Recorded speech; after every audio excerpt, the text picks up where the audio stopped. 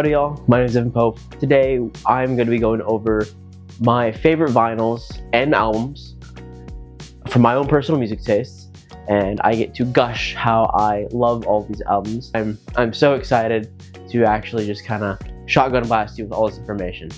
So in no particular order, I'll just be going down the list here. So I just have them in a stack, just kind of right here on my bed. So number one is The Black by Imminence.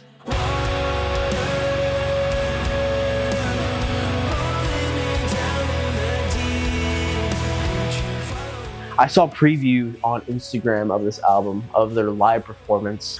The main vocalist, Eddie, they're all Swedish.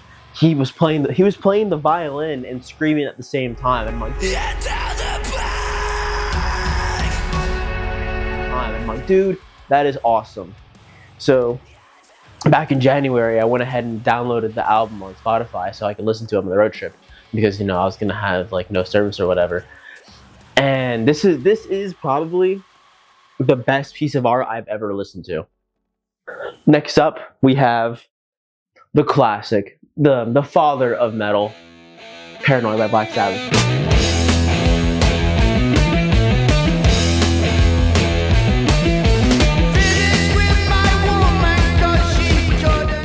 The father of doom metal, the father of metal, just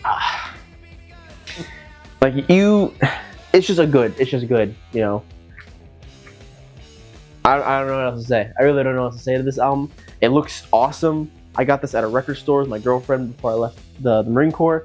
Well, come on, it's got War Pigs, Paranoid, Planet Caravan, Iron Man, Electric Funeral, Hand of Doom, Rat Salad, and Fairies Wear Boots. This just solidified the sound of metal for decades, and why wouldn't I have it on vinyl, right? This vinyl is an EP, right? And this vinyl which has completely changed the tide of deathcore forever, entirely. And whenever I heard it, I was like, dude, I gotta get this in physical form. It's mint. I have not opened this up yet. It's still mint. I'm so giddy that I have this in physical form, but it's And I Return to Nothingness by Lorna Shore.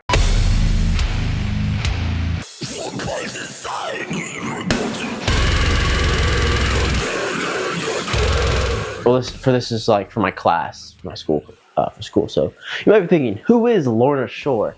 They're a deathcore band, and they came out with a song specifically called "To the Hellfire."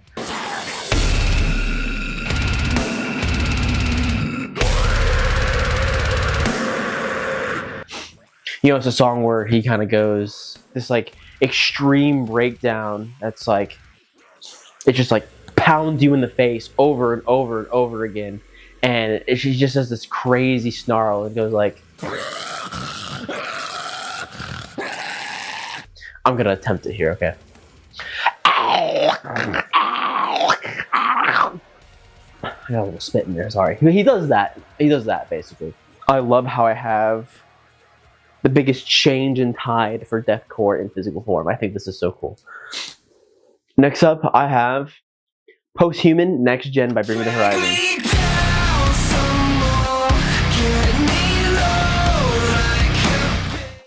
I love this album. I remember very specifically how when this album came out, I was at a deathcore show.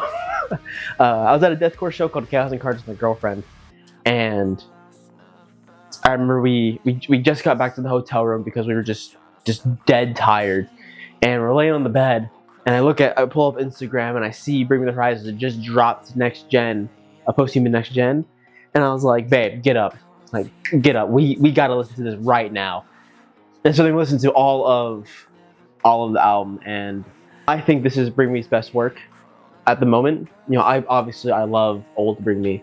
It's not very obvious. I love old Bring Me a lot, but come on, Limousine, Utopia, Amen, so good. This album is a solid 10 out of 10. This was my album of the year for 2024. I love this album so much. If we're still gonna be on the Bring Me the Horizon kick, I would go ahead and pull this one out too. Posthuman Survival Horror.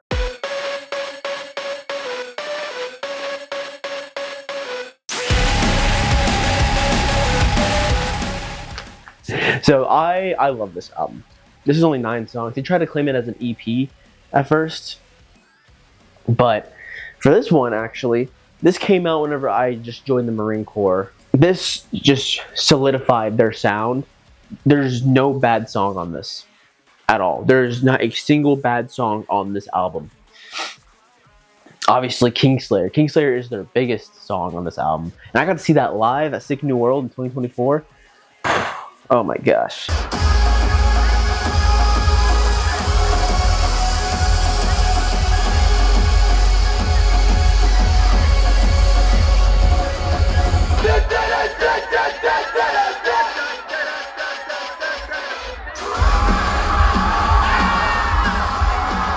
Yeah, when I ordered this back in 2020 or 2021, I think the album dropped first and then the vinyl came later. I ordered it and then my parents put it in storage whenever they're moving out of the house and everything. And I didn't have this for 4 years. I just didn't, like, this was just collecting dust for 4 years. And now I have it in my fucking hands. It's awesome. So these next albums, there's an S there. They all go hand in hand together and they are, oh my gosh, how am I gonna do this? They're The Architect, Eviscerate, and Mend by Eidola.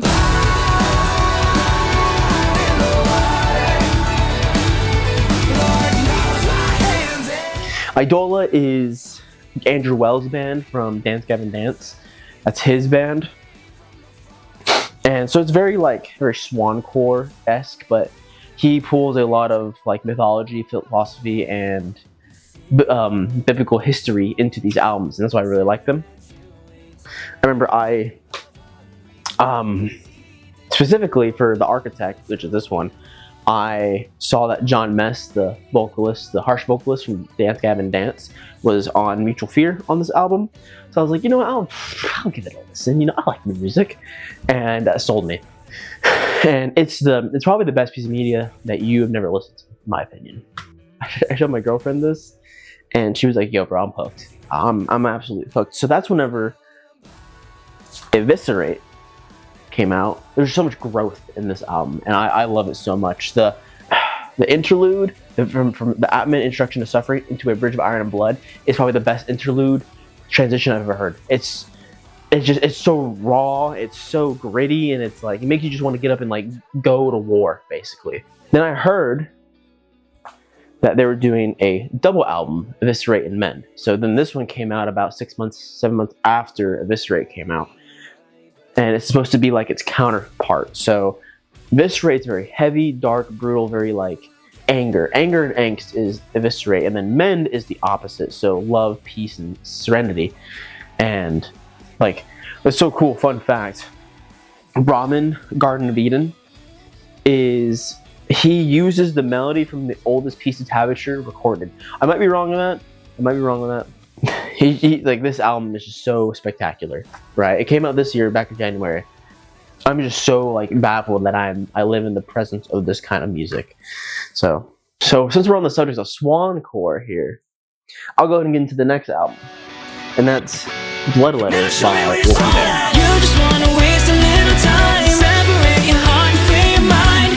Made a blood pact, I don't want the storm back. So I'm a post-hardcore swancore kind of guy, you know. That's just fun fact. My girlfriend and I actually met because of Dance Gavin Dance, right? Which is like our band, which is so cool. This is Tim Fennick's band. Rest in peace. He passed away before the most recent album came out. He produced he was on the bass, and he also produced it too. And this is probably one of the last pieces of work, right next to Jack Quack Juicer, that he worked on. And I saw these guys live for the first time whenever I saw Eidola live back last year, and I think it was June last year.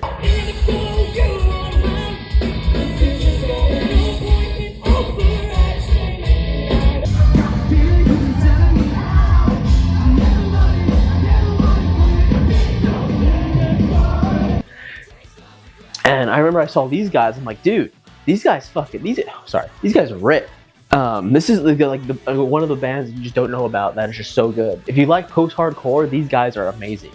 Like Indigo, K Resort, Fool's Gold, Poofy, so good. And then There's No Dust in the City, which is probably the best song on the album, with Andrew Wells from Eidola and Dance Gavin Dance.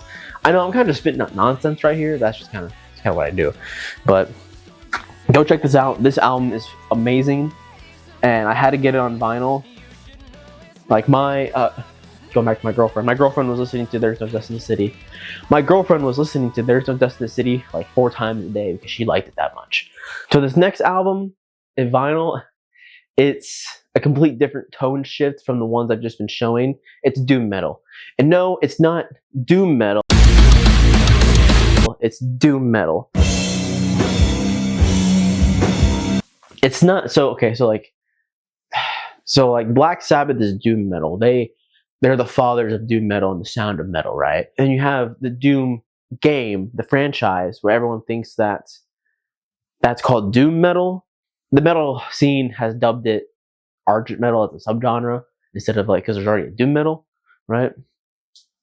But I digress. So this album is by a small local band from Dallas called Monte Luna. This is Monte Luna by Monte Luna.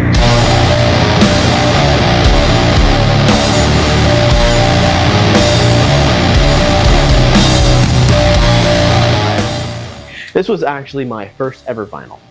This one right here. And I think it's so cool. Well, these guys are a small local band, right? And I got this in an auction. I think I paid $50 for this, which is cool. They're putting it on their Instagram, and this is my first vinyl. I'm like, dude, this is sick. What's so funny about this story, or so funny about this album, is that doom metal's long, dude. If you ever listen to like Sleep or Candlemass, their songs range from 6 to 12 minutes. One side of the vinyl is one song. It's like 12 minutes long. So I think that's just really funny. But another funny thing of the story is that whenever they sent me this, they gave me a koozie, which is cool, you know, and they also sent me a Monte Luna condom. I'll show you the DM here. I don't have it on me. If I find it somewhere, I know I remember I just saw it not too long ago. I'll put it in post on what it looks like. But yeah, so I got the vinyl koozie and a Monte Luna condom, and that's just so memorable about this album. If you like doom metal, which I don't think you do, it's like stoner doom, then I recommend listening to Nightmare Frontier. That's my favorite song on the album. But yeah, so different change of shift there, different change of pace there. One of the best albums you've probably listened to, and I'm so happy that I have this in the physical form, right? Because anyway, I'm not gonna. It's Taken Back to Eden by Secret.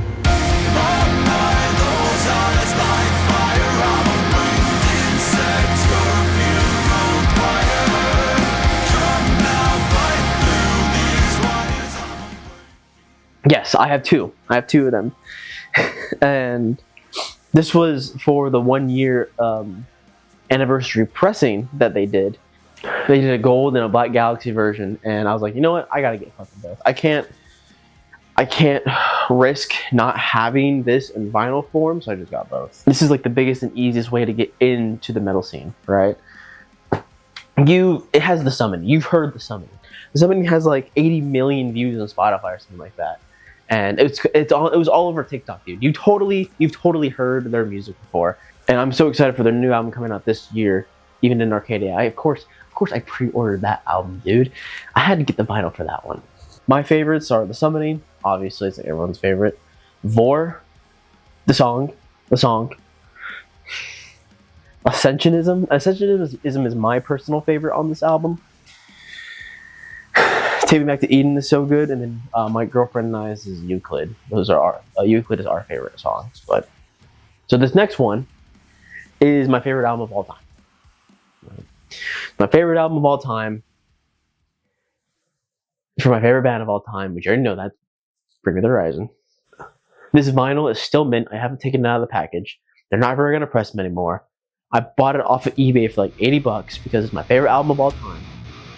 But it is There Is a Hell, Believe Me I See It, There Is a Heaven, Let's Keep It a Secret by Bring Me the Horizon.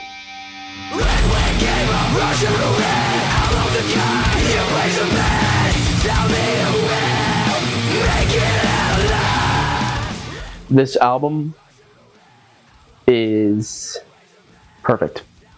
Perfect metalcore, perfect experimentation.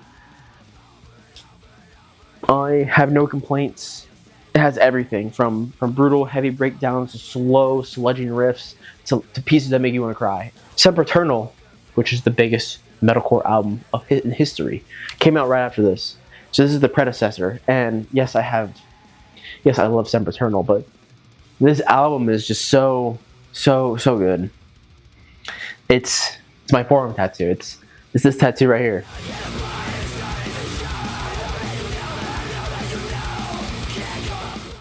I can never open this up. I have to keep it mint. They're never gonna press it again. It's never gonna be in demand to have as vinyl or CD. So this is more of a collecting piece than anything. And I'm so honored and privileged to have such an amazing piece of art in my possession. So thank you so much for watching me just go over how passionate I am about metal and allow me to gush over my collection of music. So I really appreciate you watching to the end. Go ahead and drop below your favorite album. It doesn't really matter what genre, right? Because I kind of like had a slew of metal here. Tell me why it's your favorite album and what genre it is, and then also tell me what your favorite looking vinyl is and describe the color and like what it actually has going on in it. So I'd love to hear your specific vinyls and albums, and I love just connecting people via music. So anyway, y'all take it easy and you have a good one.